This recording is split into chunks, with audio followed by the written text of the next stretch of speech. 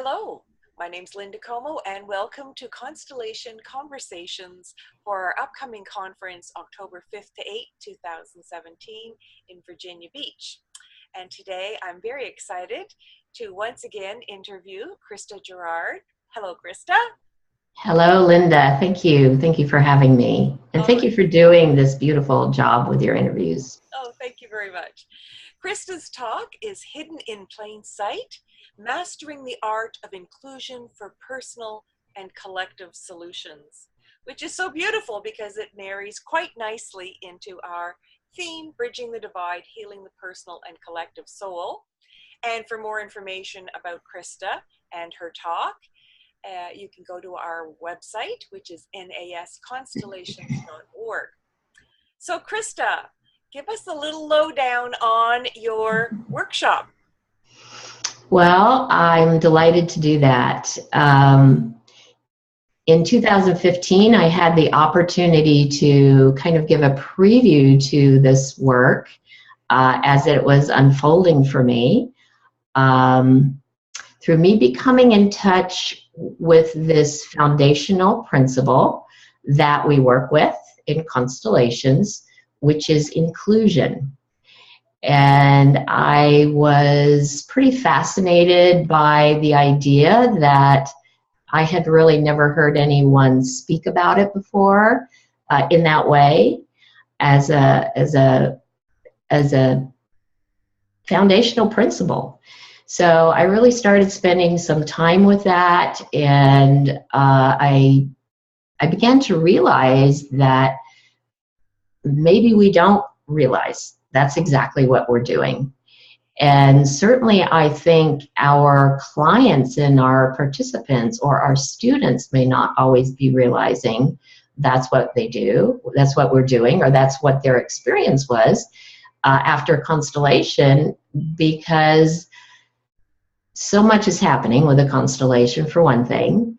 And I found that people felt like something was forgiven or something was released. Then I became in touch with the attributes of like traditional forgiveness work.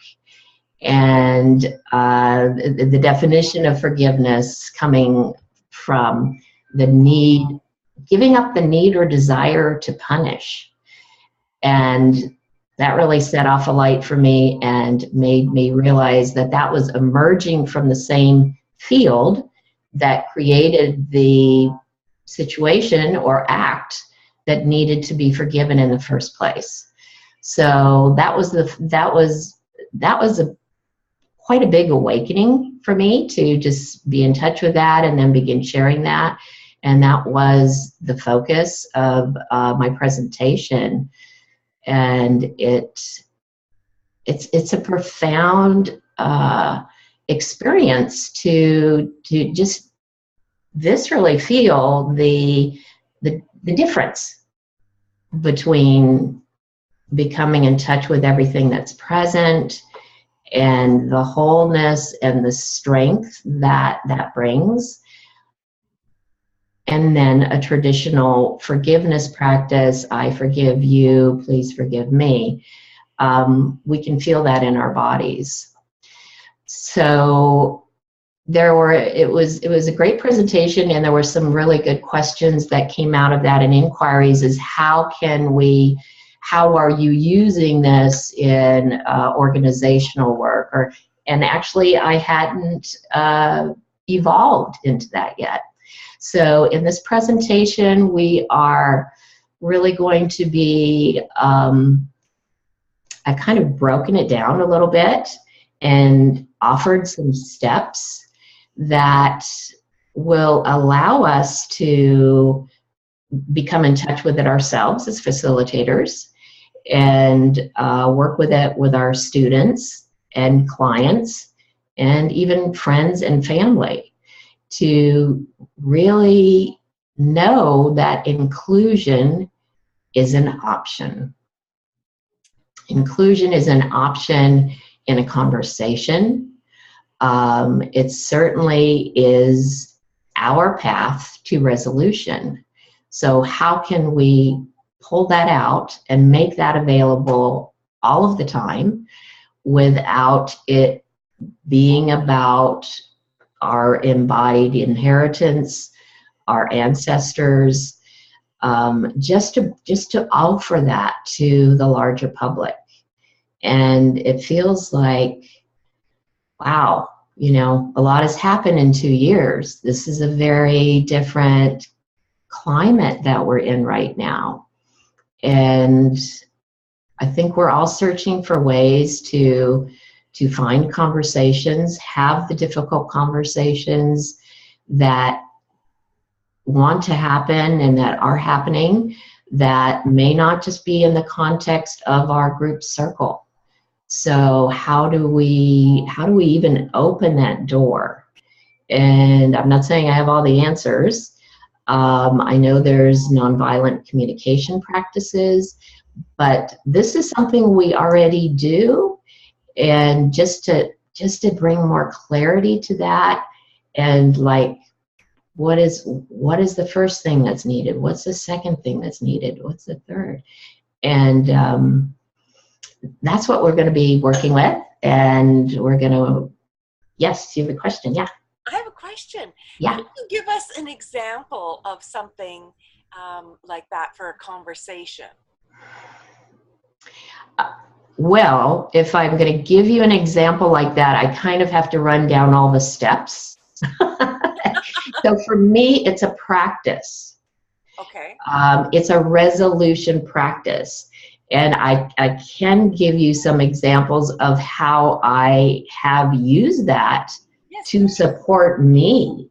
Yes. When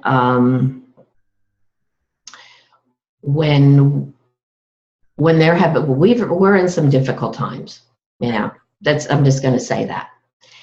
And when I'm feeling really challenged, I have decided one way to work with that is to challenge myself. And if there's a time period that it feels like I want to really, even if I don't have a workshop or something, I want to bring wholeness. I want to not be participating in this time in a polarized way. So obviously inclusion is the opposite of polarization. And we're in this like extraordinarily polarized time. So I've done a few webinars where I have offered, I talk a little bit, but I'm doing the work in a meditation.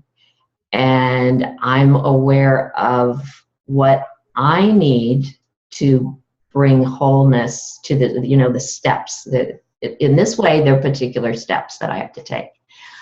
I'm not aware of exactly how it's going to unfold, just like in a constellation. And so we've done these group meditations that we did one for Inauguration Day, to be quite honest. And people found it extraordinarily helpful. Excellent. Like profound, like we start here, might be shaking in our boots, and we come out the other side. And we're using these principles. So for me, it's a practice. And it's not like I'm doing constellation for myself. It's like, okay, I'm doing this, I need this, and then I need this. So it's a mindfulness of some sort. It is a mindfulness. Okay. Yeah, it is a mindfulness. And, I see constellation work as a mindfulness practice as well. We have to be fully present, fully available, very spacious, open to what wants to unfold. So I see that as a practice, but I don't need to be doing a constellation. In the past, when I would kind of do a constellation for myself, it was more about something. It was different. Great. So yes, this is a very different way of being. It's offering inclusion as a resolution practice, and as a way to be in this time present and not pulled out of our center, and available to respond as opposed to react, because of course this is a very reactive time. And so I think we're all, as teachers, we're getting worked by this. How do we even have conversations with our groups, with our clients, without stepping on toes? So that's a lot of the focus of inclusion as an actualizing principle, as a resolution practice. Very nice. I like this. This is going to be great. Obviously, this must be part of your book. Yes, that is still evolving, and I can see it has so much to do with this time. It's part of my personal journey, but I think we're coming to a good completion here, because it's really time for it to be out there. It's a little past time, but yeah, okay, it's okay. And when's your book going to be ready? When it's ready. Okay. When it's complete, just like the Constellation, when it's complete. Okay, I just wondered if you had a projection. I don't have a date. No. Okay, cool. Okay. Well, thank you for asking, though. Well, this sounds really... The radical act of inclusion, yes. Oh, I love it. Yeah, I love the word radical. Great. Well, that sounds very, very nice. So, and this would be, your workshop would be for anybody that wants to access more power. It's almost like a personal power thing to help you. A personal piece for me. It is empowering. I always have a thing with the word power. So it's getting me in touch with my strength, and getting me grounded, in touch with my strength. I'm very empathic, and I think a lot, possibly a lot of facilitators are. I know a lot of my clients are. So we're picking up things all over, and so really, it is for anyone that wants to become in touch with something that does work, and something that is very timely, that is moving us into more of a unified field. That is, it's not about releasing, it's not about necessarily forgiveness. Of course, it includes that, but so yes, facilitators, even if you were in my last presentation, here's the next step. People that are totally new to the work. So I'm just very excited to have the opportunity to present. Yeah, this will be very exciting. Well, thank you so much for your time. I really appreciate it. I'm sure you're going to be quite busy. Anything else to add?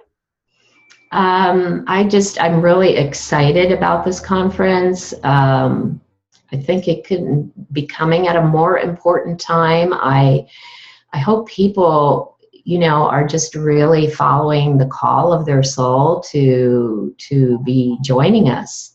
And this is, we all want to do something. We all feel called, what can we do? What can we do? And when we come together like this, whether you're a facilitator or a trainer or someone that's totally new to the conference, to the work, I should say, things happen. Just as we know, when we gather, things happen. And I've